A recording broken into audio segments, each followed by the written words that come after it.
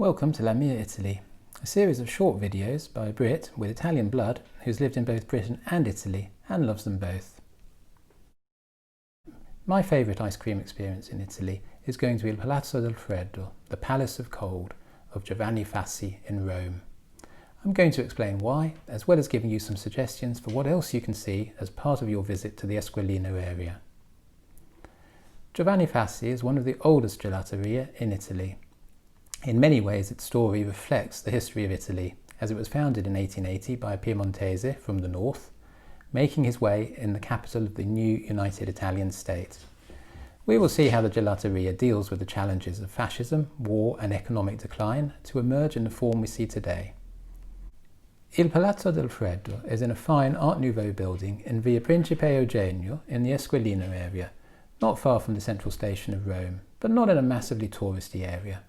You'll see a mix of locals and tourists enjoying its ice cream, which is a particularly welcome sight in Rome where the presence of tourists can be overwhelming. Giovanni Fassi started off making grattacheca, which is ice shavings added to flavouring, a bit like a granita or a slush puppy, but with the ice literally being shaved off a single block. The genuine thing is rare to find nowadays. But his real success was in making ice cream, which he supplied to the royal household as well as Mussolini and apparently Hitler. It's hard to imagine the two dictators tucking into scoops of nocciola and zuppa inglese. Giovanni Fassi was creative too and registered patents, including for a device involving dry ice to transport the ice cream without it melting, known as telegelato. You can still see the machines he used on display in the gelateria today. During the Second World War, the gelateria was frequented by German officers who lodged in the requisition building next door. Despite this, his daughter reported that he helped a Jewish family go into hiding and avoid deportation during the German occupation of Rome. After the Allies liberated Rome, it was taken over by the American Red Cross, who clearly knew what people really needed.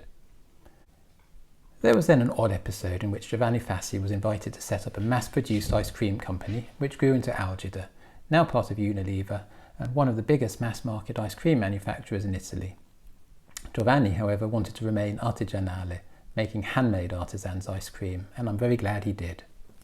The area around Via Principe Eugenio and Piazza Vittorio Emanuele had originally been a chic shopping district at the start of the 20th century. But as with many areas around stations, the prestigious shops eventually moved away and the area declined. Il Palazzo del Freddo is one of the few original inhabitants to remain and is now enjoying the recent revival in the area. There are some other things to see while you're in the area too. Something I particularly enjoy in Rome is seeing things which are off the beaten track, even though they would be major landmarks in any other city less blessed with the historical wonders of Rome. Piazza Vittorio Emanuele is one of the largest squares in Rome with significant Roman remains inside. It also has the medieval alchemist's door, or Porta Magica, with its mysterious symbols and riddles. If you keep on going down Via Principe Eugenio, you will come to Porta Maggiore, the main gate in the Roman walls to the east, which is of course what the name Porta Maggiore means. It's where two aqueducts cross the main road on their way to the centre of Rome, and you can see the aqueducts themselves carried across the top of the double archway. It was built in the times of the Emperor Claudius, so it's properly old. I like this sort of thing. The remains themselves are impressive, but you probably won't see any tourists in the area, and it's bustling with a sort of gritty Roman street life.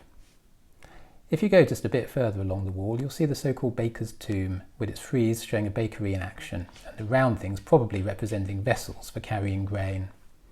I wonder what the tomb of a Roman ice cream maker would have looked like.